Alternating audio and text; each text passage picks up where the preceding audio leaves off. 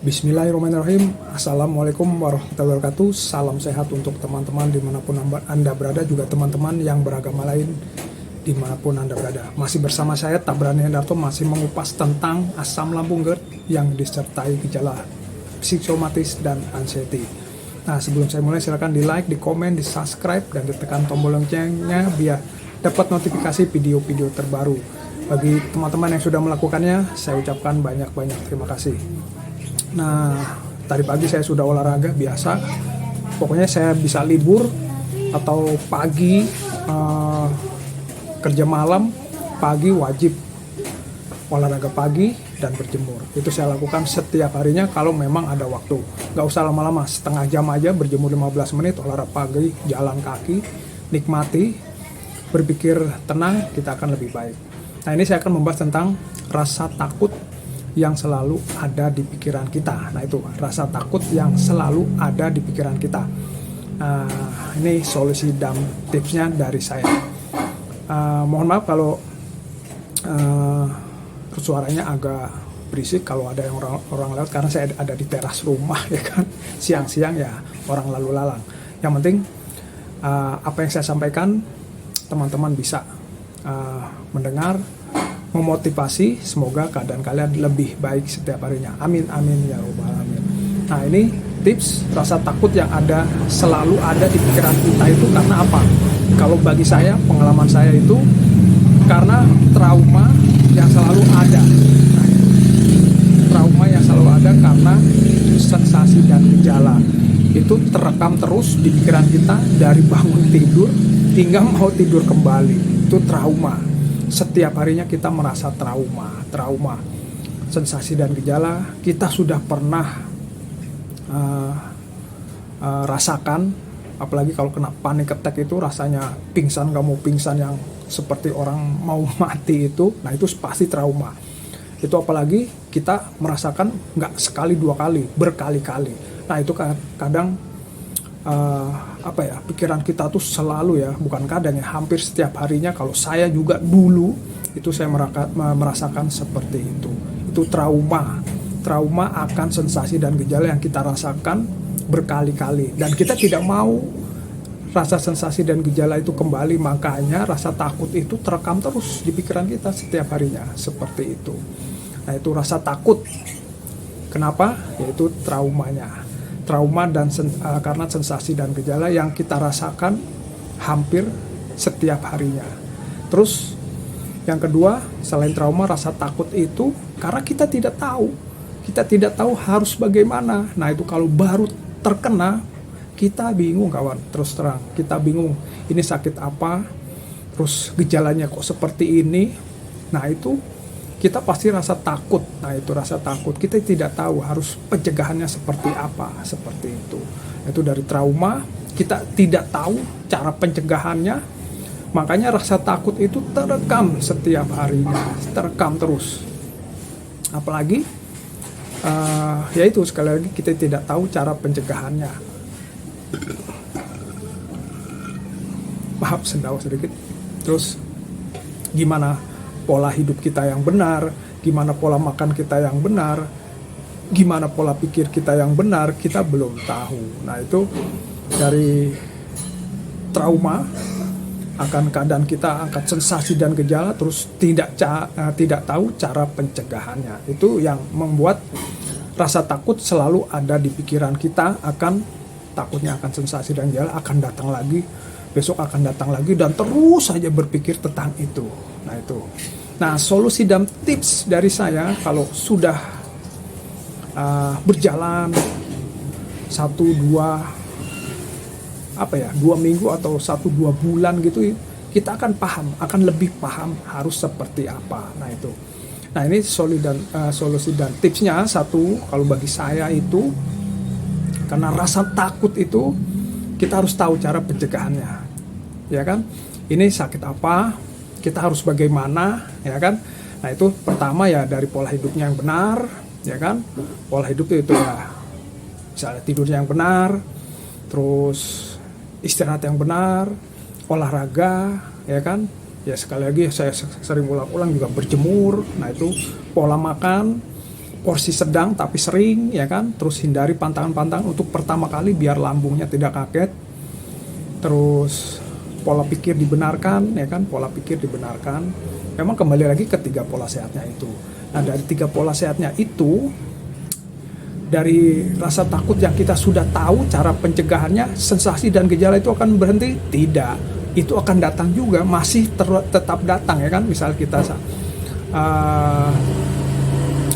sedikit aja kita melanggar, kalau baru-baru terkena itu sensasi dan gejala akan datang. Nah, itu yang kedua, yaitu kita harus terbiasa. Nah, itu terbiasa dengan rasa sensasi dan gejala itu dengan cara yang mengalihkan. Kalau saya dulu mengalihkan, oh ya nih rasa ini, yang penting saya harus apa, saya pencegahannya saya lakukan, terus saya ya sudah saya alihkan. Misalnya, oh kurang nyamannya, ya udah saya membaca atau bersih-bersih atau jalan-jalan atau naik motor, seperti itu aja. Jadi saya alihkan rasa sensasi dan gejala itu. Kalau kita alihkan, terus kita cegah, misalnya memang kita perlu makan, kita makan, minum air hangat, ya kita minum air hangat, sensasi masih ada, ya kita alihkan dengan kegiatan yang lain. Insya Allah, apa yang kita pikirkan, ini pengalaman saya selama hampir 3 tahun, itu tidak akan terjadi, kawan.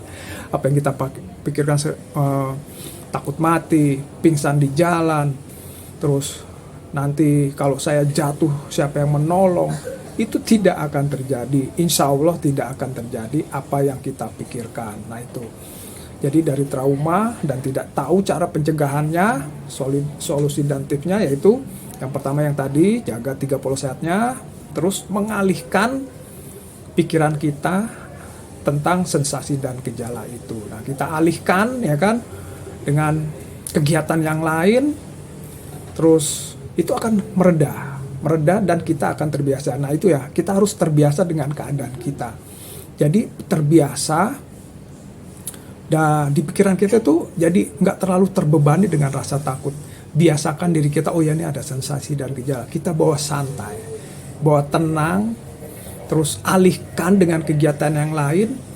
Terus harus itu ya, pikiran kita tuh emang harus dilatih setiap harinya. Nah, itu dilatih dengan pikiran positif setiap hari. Kalau kita memang baik-baik saja, memang menurunkan kualitas hidup kita, menurunkan kualitas hidup kita itu memang benar. Tapi kita bisa kok, ya kan, melatih pikiran kita, terus kita bawa tenang, kita alihkan. Nah, seperti itu, kawan. Nah, terus rasa takut itu memang membuat kadang frustasi, ya kan, kadang membuat depresi, yang membuat kadang psikosomatis dan anxiety itu agak lama, bagi saya agak lama, karena sedikit-sedikit colekan sensasi dan gejala, pikiran kita sudah traveling kemana-mana. Nah, itu memang kita harus latih. Yang terakhirnya, masa bodoh, cuek, ya udah itu masa bodoh, cuek dengan sensasi dan gejala. Memang perlu latihan, terakhirnya perlu latihan menghadapi gejala psikosomatis dan anxiety itu pengalaman saya pribadi.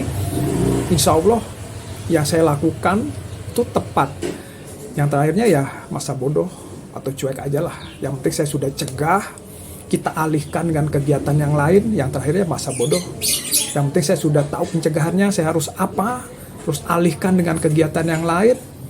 Terus masa bodoh dan cuek, itu solusi dan tipsnya dari saya. Jadi kalau rasa takut itu kita harus lawan. Kalau nggak kalian lawan, dulu saya juga pengennya di rumah aja. Pertama-tama terkena itu pengennya di rumah aja. Kayaknya rasa nyaman, rasa aman itu ada di rumah. Tapi berjalannya waktu, apa saya harus begini terus, ya kan? Saya kan kepala keluarga, harus menghidupi anak dan istri saya, ya kan? Ya udah, saya lawan, saya coba. Apa yang saya takutkan, juga teman-teman yang takutkan, insya Allah itu tidak akan terjadi. Sekali lagi, tidak akan terjadi, insya Allah tidak akan terjadi, ya kan. Kita tekadkan mental kita, ya kan, lawan rasa takut. Biarpun kadang rasa takut itu bikin ada sensasi dan gejala terus di tubuh kita, yang penting kita cegah, alihkan. Masa bodoh, jalan saja udah, pokoknya jalan, lawan itu rasa takut. Memang nggak mudah, dalam arti harus frontal gitu, enggak, kita bawa tenang aja, udah mau jalan ya jalan, berdoa, ya kan, semoga di perjalanan kita tidak terjadi apa-apa, mau bekerja. Nah itu, dan terakhirnya rasa takut itu dilawan dengan rasa kebahagiaan. Kita harus happy. Nah itu terakhirnya, harus happy. Sesudah kita tahu cara pencegahannya, terus kita alihkan masa bodoh atau cuek dengan keadaan kita, terakhirnya keluarkan aura kebahagiaan. Kita harus happy setiap hari, kawan, ya kan. Kalau kita stres sedikit, terus makan salah, asam lambung meningkat, pasti ada sensasi dan gejala membuat rasa takut itu akan hadir, ya kan. Tapi kalau kita tahu pencegahannya, terus kita sudah tahu pola pikir yang benar, ya kan, insya Allah kita akan baik-baik saja. Nanti gejala psikosomatis dan anxiety itu akan menurun pelan-pelan, dan jadi kita cuma sakit asam lambung saja, asam lambung yang ya bagi orang normal tanpa ada gejala psikosomatis dan anxiety, asam lambung ya penyakit normal aja, penyakit biasa aja. Yang penting kita sudah jangan telat makan, ya udah makan yang cocok, terus happy, tidurnya cukup, pikirannya happy, sudah nggak apa-apa, udah. Yang penting psikosomatis, gejala psikosomatis dan anxiety itu kita lawan dengan rasa kebahagiaan setiap harinya. Mengelola stres itu, mengelola stres biar asam lambung kita tidak meningkat dan membuat sensasi. Tapi kalau sudah lama, maksudnya sudah berjalan 1 tahun, 2 tahun, kita sudah tahu, udah paham lah, oh ini gejala sensasi asam lambung kita ada, oh ini ada sedikit nyolek-nyolek rasa takutnya, oh yaudah kita netralisir, alihkan, happy, cara penjagaannya kita tahu, itu akan hilang sendiri. Oke kawan, itu yang saya bisa share. Jadi kalau rasa takut yang selalu ada di pikiran kita, yang kenapa dulu, karena kita trauma akan sensasi dan gejala yang selalu mendera, terus kita tidak tahu pencegahannya. Nah itu yang pencegahannya yang seperti saya bilang, kita udah tahu cara pencegahannya, 3 pola sehatnya, terus kita alihkan, ya kan, kita alihkan pikiran kita dengan hal yang lain. Kalau bila sensasi dan gejala datang, kita alihkan jalan-jalan, happy. Nah itu terakhir, yang ketiga masa bodoh, cuek aja, sikat aja mau kemana kita jalan. Nah yang terakhirnya ya saya lupa tuh tadi, ya kan, ya pokoknya itu 3 yang saya sebutkan. Yang terakhirnya, keluarkan aura kebahagiaan. Tiap hari keluarkan aura kebahagiaan, kita happy-happy saja. Oke kawan, kalian bisa mencontoh apa yang saya lakukan. Saya sudah menge-share banyak, ya mohon maaf, ya kan. Kalau sekarang agak lama membuat videonya, durasinya mungkin sama, tapi mungkin 1-2 minggu saya baru bikin, ya. Faktor pekerjaan juga saya lagi sibuk, tapi tetap sekali lagi saya buat video, nggak lupa dengan teman-teman semua dimanapun Anda berada, karena saya tahu rasanya sakit asam lambung yang disertai gejala psikosomatis dan anxiety itu. Kalau bagi yang tidak merasakan ya biasa aja, tapi kalau yang sudah merasakan seperti kita, itu bagi saya sakit psikis dan fisik itu sangat berat.